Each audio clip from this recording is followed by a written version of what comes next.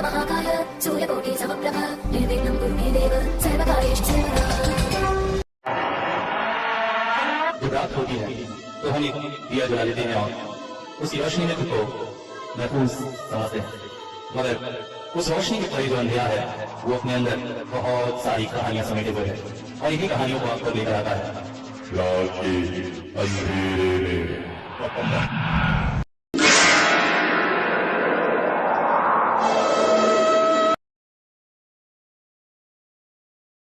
Phone की घंटी बज उठी।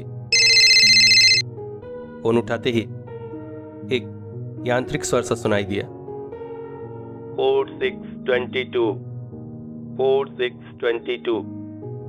सुनकर चौंक पड़ा था हितेश। अरे ये क्या हुआ? फोन में डायल टोन नहीं था, मगर अजीब सी आवाज आ रही। उसने फोन रख दिया, फिर अपने काम निपटाकर ऑफिस को एक फोन लगाया।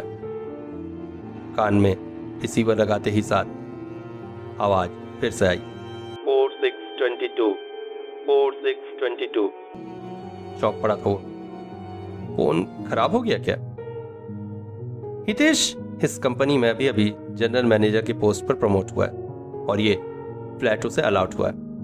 हालांकि बाकी परिवार के सदस्य, उसके माँ पिता, भाई बहन दूसरे शहर में रहते हैं।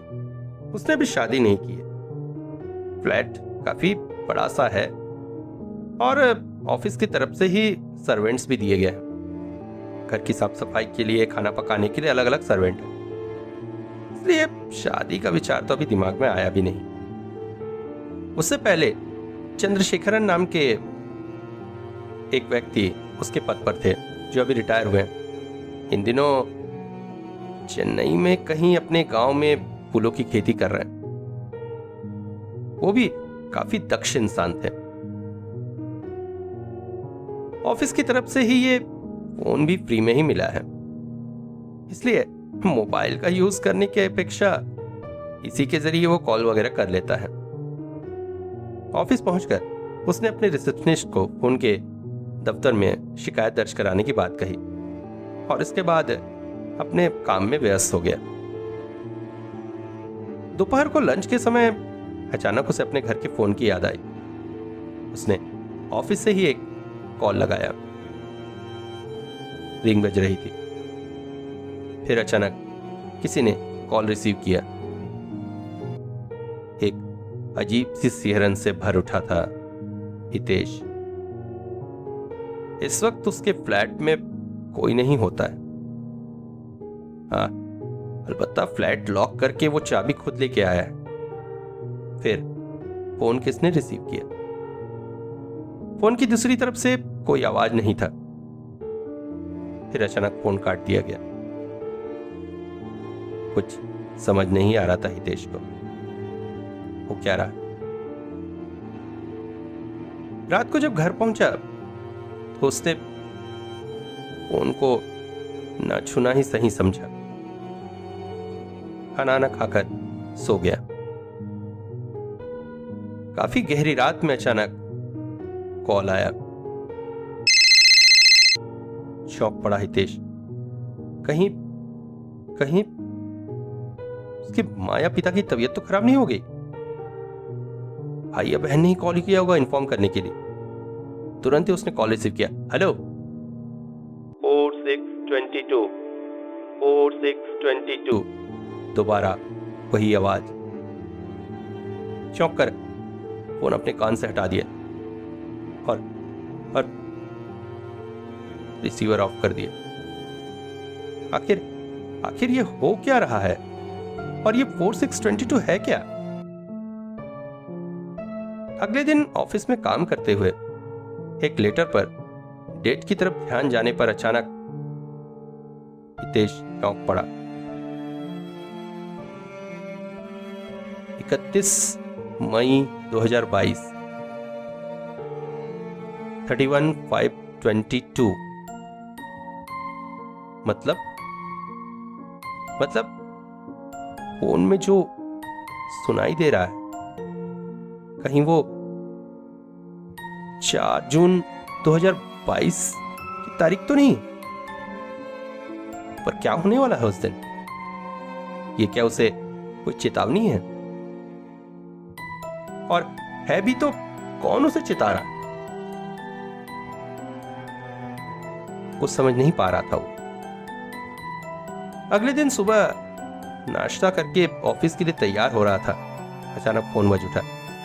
फोन रिसीव किया तो एक्सचेंज की तरफ से कॉल था। हेलो सर, आपका फोन कुछ खराब जा रहा था, आपने शिकायत करवाई थी। हाँ।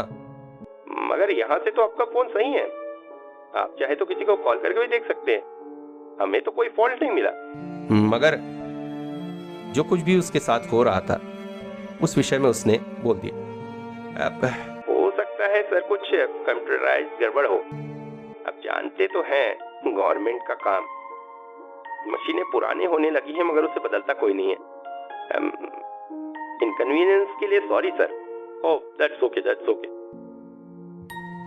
एक बार टेस्ट करने के लिए हितेश ने अपने घर फोन लगाया। फिर कुछ देर तक माँ, पिता, भाई, बहन सबसे बात की। उसका मन काफी अच्छा हो गया था। 2 दिन तक फिर वैसा कोई कॉल नहीं आया। हितेश उस बात को लगभग भूलता जा रहा था। अचानक उस दिन शाम को फोन फिर बज उठा। 4/6/22 tomorrow is the date। 4/6/22 tomorrow is the date। अरे ये अचानक शब्दों में वृद्धि कैसे हो गई? और टुमारो इज द डेट। वैसे भी कल का दिन उसके लिए खास था। एक बहुत बड़े क्लाइंट हैं शमशेर जी, उन्होंने अपने फार्म हाउस में पार्टी रखी थी। ऑफिस के सभी लोगों को बुलाया था, काफी मौज मस्ती होने वाली थी। दोपहर का लंच, रात का डिनर, सब कुछ वहीं था। उसके बाद ही वो घर लौटने वाला था। कल के दिन में ऐसी क्या खास बात हो सकती? कल का दिन तो और आनंददायक है। उस दिन जब तैयार होकर वो निकल रहा था, फोन फिर बज उठा। रिसीव करते ही today is the date, today is the date, today is the date. Phone पटक दिया उसने। कार से जब वो जा रहा था तो आसपास का वातावरण इतना सुंदर था कि मन प्रसन्न सा हो उठा। शमशेर जी का फार्म हाउस काफी बड़ा था। उन्होंने काफी अच्छी व्यवस्था की थी, टेनिस खेलने, गोल्फ खेलने। सुबह का नाश्ता करने के बाद गोल्फ का सामान लेकर हितेश निकल पड़ा। गोल्फ उसका प्रिय खेल था। यहां पर काफी बड़ा मैदान और जंगल जैसा वातावरण था, और भी बहुत सारे खिलाड़ी खेल रहे थे। हितेश गोल्फ खेलने में मगन हो गया। आसपास कुछ लोग शिकार भी कर रहे थे, छोटी बंदूकों से खरगोश, गिलहरी जैसे जीवों का। हितेश ने गेंद को एक शॉट मारी। पास ही में घनी झाड़ियों का झुंड था। बॉल वहीं चली गई। हितेश को बॉल लेने के लिए वहां घुसना पड़ा। थोड़ी गहरे हिस्से में जाकर उसे अचानक बॉल पड़ी मिली। बॉल उठाने के लिए झुका ही था कि today is the date, today is the date, today is the date. कांप कर रह गया था हितेश। लड़खड़ाकर गिरने ही वाला था कि अचानक फायरिंग की आवाज आई। घबराकर जमीन पर ही लेट गया वो। फिर किसी के भागने के पैरों की आवाज सुनी। तो क्या गोली उसे मारी गई थी? और वो चेतावनी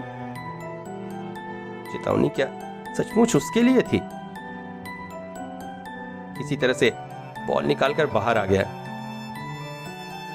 आसपास भी कई फायरिंग की आवाज हो रही थी, इस वजह से उसके पर जो फायर किया गया ये किसी को पता न चला। मगर किसने किया ये? किसी तरह से रात का डिनर करके वो घर लौटा है।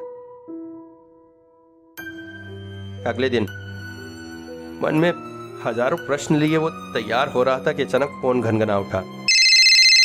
उसने जल्दी से फोन उठा लिया। Hello. Is it mister Hitesh? जी, आप कौन? मैं चंद्रशेखर। अरे चंद्रशेखर सर, कैसे हैं?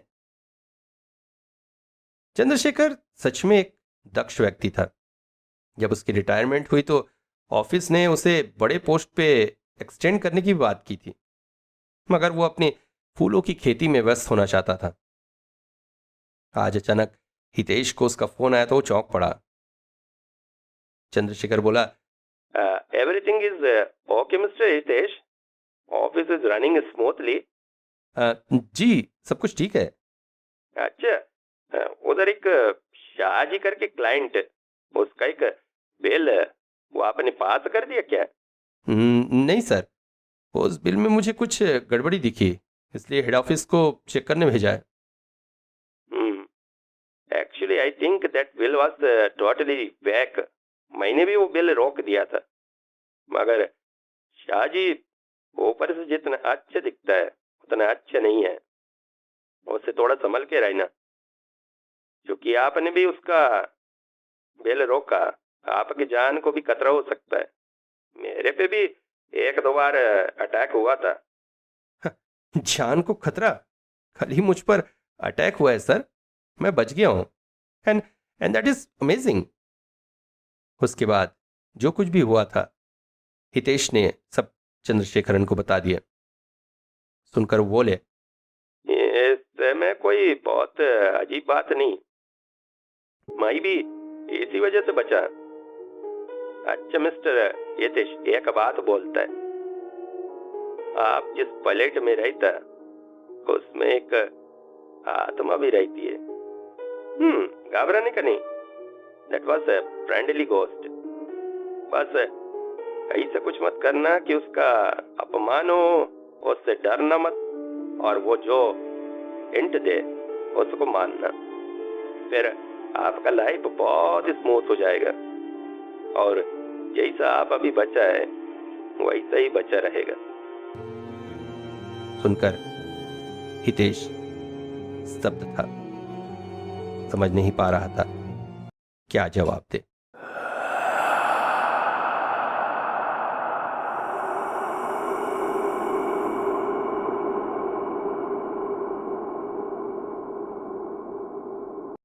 बनारस विश्वविद्यालय में जब से मेरा ट्रांसफर हुआ तब से मन प्रसन्न भी है और दुखी भी।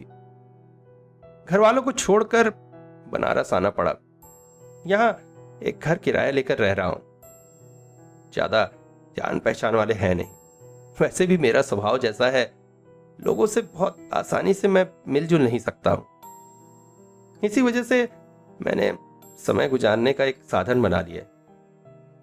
कॉलेज से आकर शाम को चाय पीकर मैं गंगा के घाट पर आ जाता हूं। बनारस में बहुत सारे घाट हैं, हर घाट की अपनी महिमा है, अपनी सुंदरता है। शाम ढले लोगों की भीड़, कोलाहल, फिर गंगा आरती, ये सब देखकर मन प्रसन्न सा हो जाता है और जीवन का एकाकीपन कुछ देर के लिए खत्म सा हो जाता है। आज सवेरे से ही मन थोड़ा सा खिन्न था। शाम होते होते घाट की भीड़ में जाने का मन नहीं किया, इसलिए आज इस घाट की तरफ निकल आया। यह घाट सुनसान सा ही है, ज्यादा लोग दिन के समय भी नहीं होते। फिर शाम और रात की तो बात ही क्या। घाट के एकांत में बैठा मैं नदी के कलकल को सुन रहा था। तभी अचानक एक बूढ़ा सा व्यक्ति वहां से गुजरा। अरे बेटा, यहां क्या कर रहे हो? कुछ नहीं बाबा, बस बैठा था। ना ना ना ना ना ना, यहां मत बैठो बेटा, आगे शमशान है। दिन के समय भी लोग इधर आने में डरते हैं, और वैसे तो अभी शाम होने वाली। जाओ जाओ जाओ, यहां से चले जाओ। कहकर बूढ़ा चला गया। मुझे आश्चर्य हुआ। आज के विज्ञान के युग में भी लोग पुरानी मान्यताओं को लेकर बैठे हुए हैं। शमशान है तो क्या हुआ, घाट ही तो है। धीरे धीरे शाम ढलने लगी। जमीन पर अंधेरा फैल चुका था, मगर आकाश में अभी भी हल्की हल्की रोशनी थी। घाट की लाइटें जल उठी थी। मैंने भी सोचा अब यहां रुकना ठीक नहीं। सोचकर मुड़कर उठने ही वाला था कि अचानक देखा मुझसे 2 सीढ़ियां दूर एक स्त्री खड़ी, लाल पाड़ बंगाली साड़ी पहने। घाट की मध्यम रोशनी में भी उसका रूप अपूर्व था। माथे पर सिंदूर, कानों में बालियां, हवा में लहराते उसके केश, उड़ता आंचल एक अलग ही छटा निर्मित कर रहा था। हालांकि महिला के माथे पर सिंदूर था, मगर फिर भी मुझे ऐसा लगा जैसे मैं उसके मोह पाश में बंधा जा रहा हूं। आप? अचानक उसकी खनकती आवाज मेरे कानों में पड़ी। जी, कौन आप? ये घाट वैसे भी सुनसान रहता है, ऐसे में शाम ढले एक महिला का यहां आना मुझे थोड़ा आश्चर्यजनक ही लगा। मुझे पहचाना नहीं मोनूदा? वो लड़की अचानक सीढ़ी उतर आई और एक सीढ़ी नीचे उतरकर मेरे पैरों के पास आकर बैठ गई। मैं आश्चर्यचकित था। कौन? अरे, मैं श्यामली। श्यामली नाम सुनते ही अतीत की यादों में थोड़ा सा खोना पड़ा। ओ, श्यामली, हमारे गांव के मंदिर के पुजारी की बेटी। अरे हाँ, यही तो है। मगर इतने सालों में कितना कुछ बदल गया है। श्यामली बचपन से ही बेहद सुंदर और गोरी सी थी। गरीब पिता की इकलौती संतान होने के बाद भी पढ़ाई लिखाई में बेहद मेधावी। मैं भी पढ़ाई में मेधावी था। श्यामली अक्सर मेरे पास पढ़ने आ जाया करती थी। उसके पढ़ने की ललक देखकर मैं भी आश्चर्यचकित हो जाता था। पर कहते हैं ना, किस्मत हर किसी को हर चीज नहीं देती। श्यामली एक तो लड़की, ऊपर से उसके पिता अत्यंत निर्धन थे। 12वीं के बाद उसकी पढ़ाई न हो सकी। इस बात का श्यामली को बेहद गम था। फिर मेरी भी नौकरी लग गई और जीवन के पचड़ों में फंसकर मैं भी श्यामली को भूल सा गया था। पर आज इतने साल बाद अचानक तो तुम यहां? हाँ, यहीं घाट के पास, उधर एक गली में मेरा घर है। तुम्हारी शादी हो गई? हाँ, आप तो आए नहीं मेरी शादी में।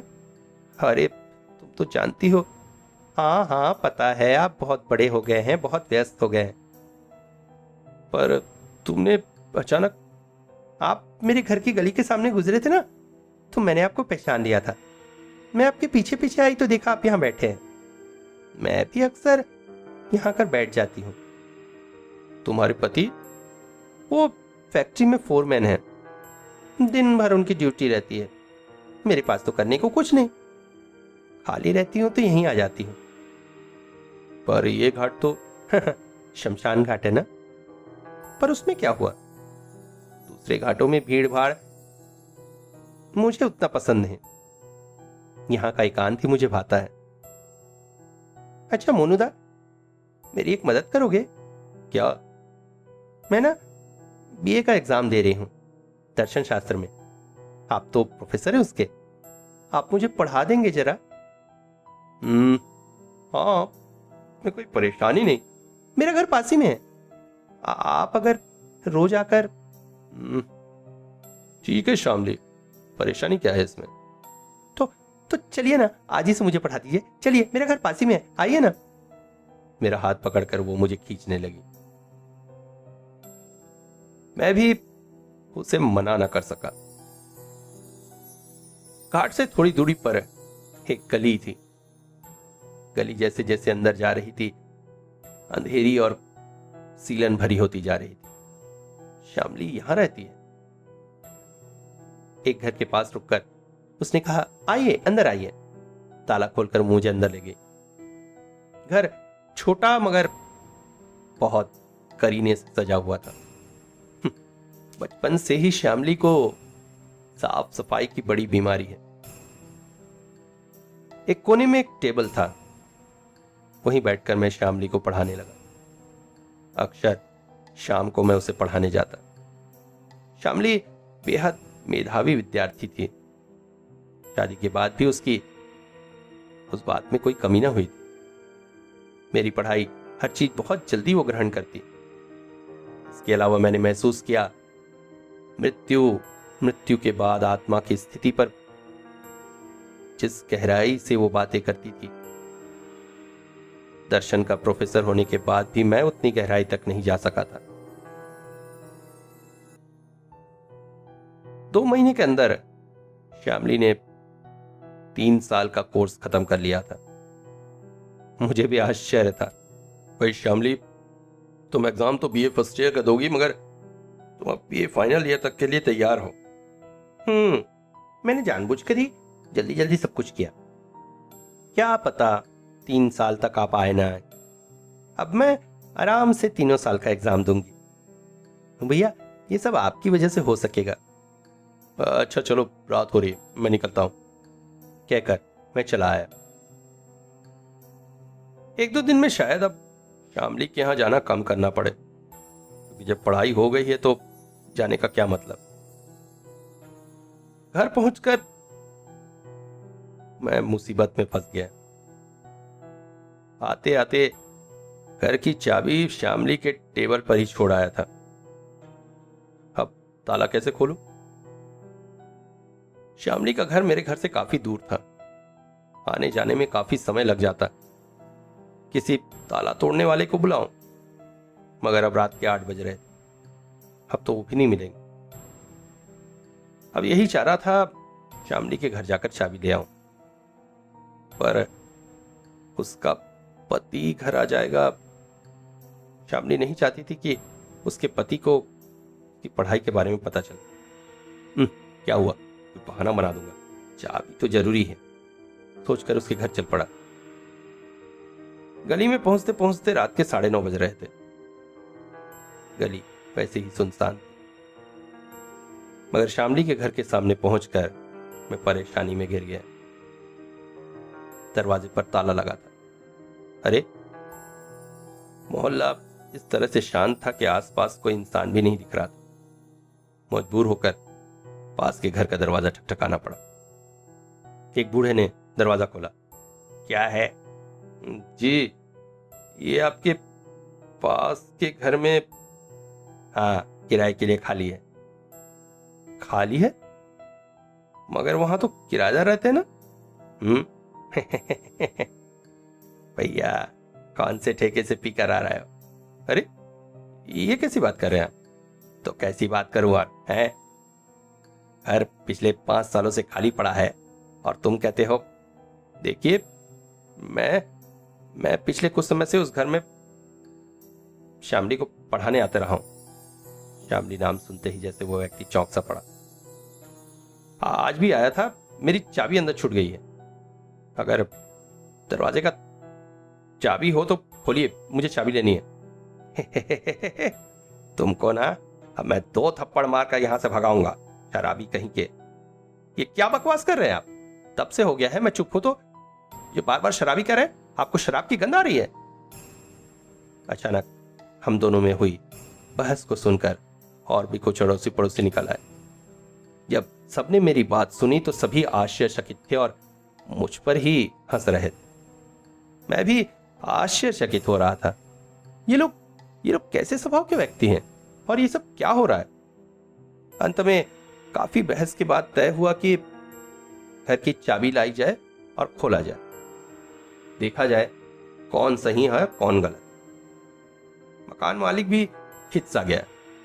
5 सालों से उस घर का ताला नहीं खोला है, अब चाबी कहां होगी पता नहीं। काफी खोजबीन के बाद अंततः घर की चाबी मिली। घर का ताला खोला गया। अंदर का दृश्य देखकर मैं सिहर उठा। क्या यही है वो घर जिसमें पिछले 2 महीने से मैं पढ़ाने आ रहा हूं?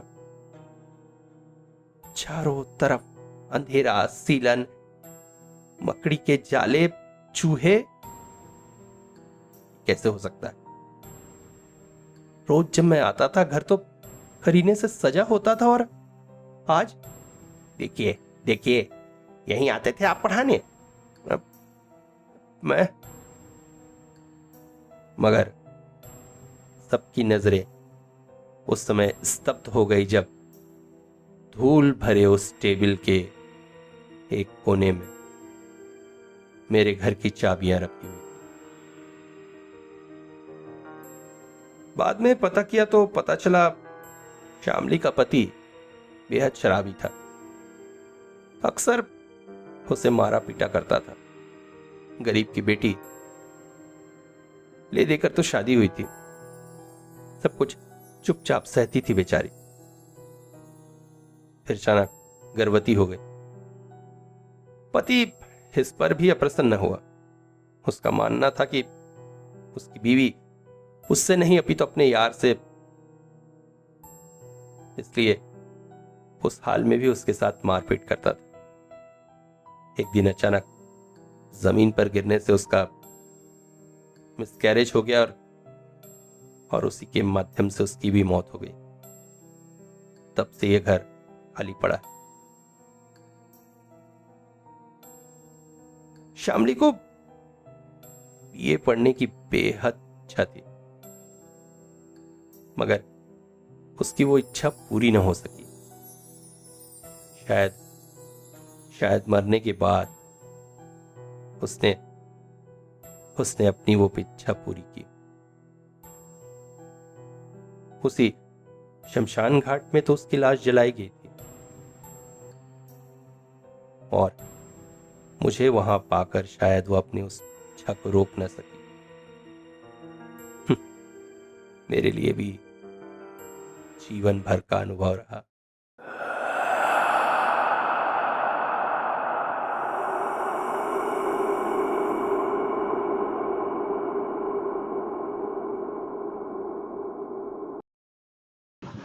बस अपनी रफ्तार से चली जा रही थी। मैं आज कई सालों बाद अपने गांव लौट रहा था। इसी गांव ने मुझे पाल पोस कर बड़ा किया। मेरा बचपन यहीं बीता, मगर पिताजी नहीं चाहते थे कि मैं गांव में रहकर अपना जीवन बर्बाद करूं। इसलिए मुझे मामा के यहाँ भेज दिया गया, जहाँ से मैंने इंजीनियरिंग की पढ़ाई की और फिर शहर में मेरी नौकरी भी लग गई। फिर शादी, ब्याह, बच्चे। एक अरसे से गांव से रिश्ता टूट सा गया था। आज अचानक जमीन बेचने की बात के लिए पिताजी ने मुझे बुलाया था। रात के करीब 9 बज रहे थे। गांव के उबड़ खाबड़ रास्ते पर बस दौड़ती चली जा रही। अचानक एक जगह बस रुकी। कुछ यात्री चढ़े। मैं ड्राइवर के पास वाली सीट पर ही बैठा था। यात्रियों के बीच एक महिला भी। महिला कुछ ही दूर पर उतर जाना है कहकर मेरे पास वाली सीट पर ही बैठ गई। बस चलने लगी। महिला बहुत ही सहज रूप से बैठी हुई थी, जिसके चलते बस के हिचकोलों से मेरे पैर उसके पैर से रगड़ खा रहे। पर महिला में कोई संकोच न दिखाई दिया। मैं थोड़ा सा संभला। आजकल की महिलाओं का कोई भरोसा नहीं।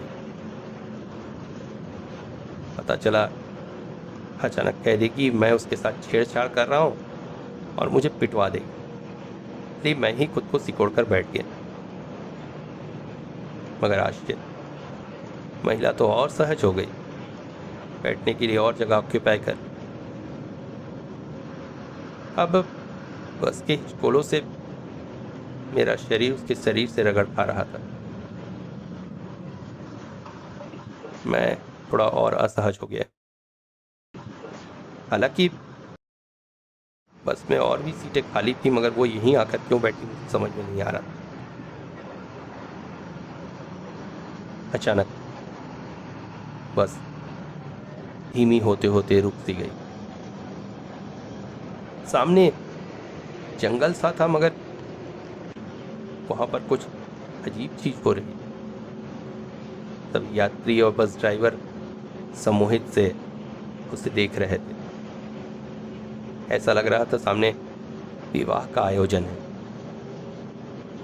अजीब अजीब गीत सुनाई दे रहे थे, लोग अजीब अजीब भाव भंगिमा में नाच रहे थे और एक मंडप लगा हुआ था।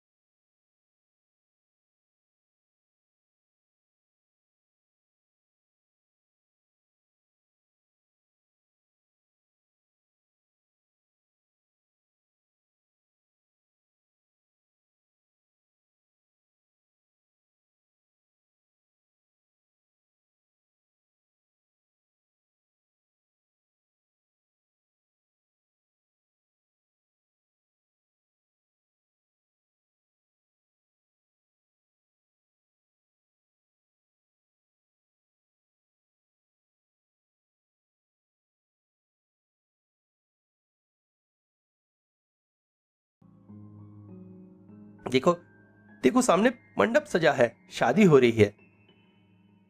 आओ आओ, आज हम इस दुनिया की सारी रस्मों रिवाजों को तोड़ दें। मंडप तो सजा ही है गोलू, चलो ना। अपनी पारो को हमेशा हमेशा के लिए अपनी पत्नी बना लो। बचपन में जैसे तुम कहते थे तुम सिर्फ मेरी पत्नी हो, एक बार कह दो गोलू। मगर मैं और तुम, हाँ, हमारी दुनिया अलग अलग है, पर इसमें क्या है? 2 सेकंड लगेंगे तुम्हें तुम्हारी दुनिया से मेरी दुनिया में आने में। पकड़ लो मेरा हाथ। एक अजीब से सम्मोहन में बंधा मैंने उसके हाथों को छू लिया। उसके हाथ बर्फ की तरह ठंडे थे, पर न जाने किस मोहपाश में बंधा मैं उसके साथ बस से नीचे उतरने लगा। अचानक एक जोरदार झटके से मेरी तंद्रा टूटी। मैं बस की फर्श पर गिरा हुआ था।